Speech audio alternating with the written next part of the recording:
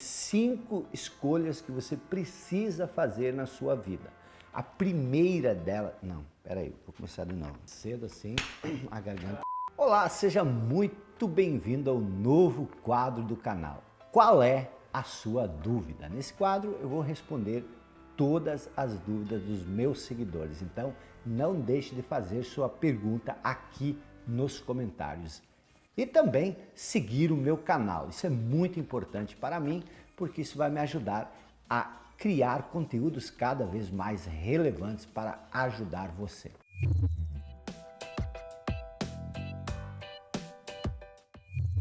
Vamos então responder a primeira pergunta. Como faço para quebrar ciclos que vêm se repetindo na minha vida? Bom, o que é um ciclo? Um ciclo, na verdade, é você andar em círculos. Para entender como quebrar um ciclo, é só parar de andar em círculos. E aí a primeira coisa que você precisa fazer é você precisa definir um ponto no futuro que se torna o seu objetivo. Se você definir o propósito lá na frente e você começar a criar um esforço organizado em direção a esse propósito, você vai começar a andar em linha reta. Assim você vai quebrar os seus ciclos. Vamos entender isso da seguinte forma. O ciclo, na verdade, é uma repetição causada pelas experiências do passado, pelo seu modo antigo de pensar, pelo seu conhecimento baseado nas suas convicções, nos seus condicionamentos. Esses condicionamentos, eles habitam a sua mente hoje e são eles que tomam a decisão de como agir. E quando isso acontece, aí você começa a patinar, você começa a andar em círculos. Por quê? Porque os condicionamentos, eles não mudam. Então, para quebrar esse ciclo, você tem que começar a pensar a partir do futuro. Você tem que estabelecer um ponto lá no futuro e você tem que fazer as decisões baseadas naquele ponto que você definiu. Eu tenho uma formulazinha que diz o seguinte: tudo nasce com uma ideia. Você tem uma ideia em relação ao que você quer, você não pode ter uma ideia em relação ao futuro. Você não pode ter uma ideia em relação ao passado e tentar atingir essa ideia. Uma ideia, ela sempre vai estar em relação a alguma coisa que você quer alcançar no futuro. Se você manter essa ideia na sua mente, ela vai se transformar num sonho. E quando você pegar esse sonho, escrever ele no papel, colocar uma data, especificar, você vai começar, você colocar no papel, definir uma data, você vai já estar transformando esse sonho num propósito definido. E uma vez que você tem o propósito definido, você inevitavelmente vai começar a agir em torno da execução desse propósito. Essa ação, ela vai criar um esforço organizado. E esse esforço organizado é que vai te levar ao poder pessoal, que vai te dar o sucesso necessário para realizar essa ideia, esse sonho que você teve lá no início. Então a pergunta é: qual é a sua ideia? Onde está o seu sonho? O que você deseja para o seu futuro? Escreva isso, deixe isso bem claro e aí você tem que começar a dar pequenos passos em direção àquilo que você quer. Então, só para repetir, se você está andando em ciclo, é porque você não tem uma meta clara, escrita, definida para o que você quer no futuro. Uma vez que você tem isso, inevitavelmente você vai começar a agir nesse sentido e vai quebrar todos os seus ciclos. Tá bom? Ok, então vamos para a pergunta número 2. Quais os primeiros passos para obter clareza profissional? O primeiro passo para obter clareza profissional, parece óbvio, é você definir o que você quer fazer na sua vida, que tipo de profissão você quer exercer. Mas escolher essa profissão é um pouco mais complexo. Eu sempre digo que existem 5 decisões, 5 escolhas que você precisa fazer na sua vida e se você errar uma dessas 5 escolhas, você está ferrado. Então, a primeira, não vou falar sobre as outras 4, vou falar nos vídeos seguintes, mas a primeira é você escolher a profissão certa. Por quê? Porque se você escolher um trabalho, uma profissão que você não gosta, pense comigo, você vai ficar 8 horas por dia, 5 a 6 dias por semana, durante 30, 40 anos, exercendo essa profissão, fazendo esse trabalho. Se você não gostar do que você faz, você está ferrado. Por quê? Porque você vai passar todo esse tempo insatisfeito, frustrado. Então, a primeira decisão que você precisa tomar é escolher uma profissão que você goste. As pessoas às vezes pensam que pessoas bem-sucedidas, os bilionários, que o maior prazer delas é ter dinheiro para não precisar trabalhar mais. Esse é um grande equívoco. Por quê? Porque essas pessoas trabalham 14, 15 horas por dia. A diferença está no fato de que o trabalho, a noção de trabalho que eles têm, não é a noção de trabalho que uma pessoa que ganha um salário mínimo tem. Para eles, trabalho é viver, o trabalho se mescla com a vida. Eles gostam tanto do que eles fazem que trabalho para eles é diversão. E é por isso que eles ganham muito dinheiro. Então, como é que você faz essa escolha? O primeiro ponto muito importante que você tem que observar é quais são os seus dons naturais, o seu talento natural. Todos nós nascemos com um talento. Muitas pessoas pensam, talento não é importante, as pessoas bem-sucedidas não nasceram talentosas.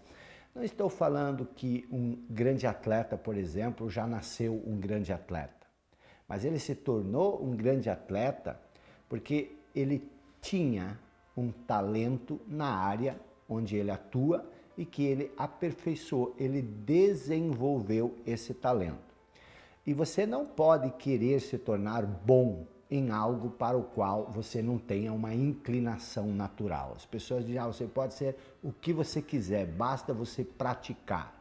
A minha pergunta é sempre o seguinte, será que se Pelé, ao invés de ter praticado o esporte, jogar futebol, ele tivesse escolhido se tornar um pianista, será que ele teria sido o Pelé do piano? É difícil acreditar. Será que o Cristiano Ronaldo, se ele quisesse ter se tornado um jogador de basquete, do jeito como ele se tornou um jogador de futebol, será que ele teria conseguido? Será que se Mozart, por exemplo, quisesse se tornar um jogador de futebol como Pelé, ao invés do grande músico, compositor que ele foi? Então você precisa identificar qual é a área do seu talento. O que é o talento? É a habilidade de fazer certa atividade com uma facilidade maior do que as pessoas à sua volta. E todos nós temos isso. Pense no seu tempo de colégio, por exemplo, no que você era bom. Você era bom em matemática, português, história, geografia. Você tem isso claro, você era bom em algumas matérias, o seu coleguinha, a sua coleguinha era melhor do que você em outras matérias. Isso é o talento, é a aptidão natural. Você é melhor em desenvolver certa atividade do que as pessoas à sua volta. Por mais que você treinasse, por mais que você praticasse, se você não tem o talento para cantar, você nunca ia se tornar um Roberto Carlos da vida. Então essa é a questão. Qual é o seu talento? Qual é a sua habilidade natural? Esse é o ponto de partida. E uma vez que você tem esse ponto claro, aí você ainda tem um outro desafio. Por quê? Porque você precisa encontrar dentro dessa área de talento onde está a sua paixão natural. Por quê? Por exemplo, se a sua paixão é matemática, você tem todo um horizonte de escolhas a fazer. Você pode se tornar um matemático, você pode se tornar um engenheiro, você pode se tornar um físico. Quer dizer, você pode escolher várias profissões que desenvolvem esse seu talento natural. E aí é importante você escolher aquela que conecta com a sua paixão. E por fim, lógico, você tem que pegar o seu talento, você tem que pegar a sua paixão e você tem que encontrar uma forma de transformar isso em renda. Porque talento e paixão sem renda não é uma carreira, não é uma profissão, é um hobby. Então, para você ter clareza profissional, você primeiro tem que definir qual é o seu dom natural, o seu talento natural. Dentro desse talento, você precisa escolher uma atividade pela qual você tem uma paixão, aquilo que incendeia a sua alma, aquilo que faz você vibrar. E aí você encontra um modo de converter isso em renda. Mas presta atenção, você viu que a renda é a última coisa. Primeiro o talento, depois a paixão. A renda é a última coisa. A maioria das pessoas inverte o processo, não é mesmo? Você olha em volta para ver o que está dando dinheiro, onde as pessoas estão ganhando dinheiro, aí você quer escolher aquilo e você muitas vezes ignora completamente aquilo que você nasceu para desenvolver, aquilo que você tem ardendo dentro de você, e aí você escolhe a carreira errada, o trabalho se torna enfadonho, tedioso e você entra num ciclo que você não consegue sair. Ok? É mais ou menos isso. E agora então vamos para a pergunta número 3. Como faço para ter mais foco? Muito boa essa pergunta. Eu gosto muito de foco porque existem tantos conceitos confusos, equivocados e não tem nada mais simples do que você criar foco. O que é foco? Primeiro, para ter foco, você tem que escolher um ponto. Você não tem onde focar se você não sabe para onde. Então, escolha um ponto. Eu chamo isso a prioridade.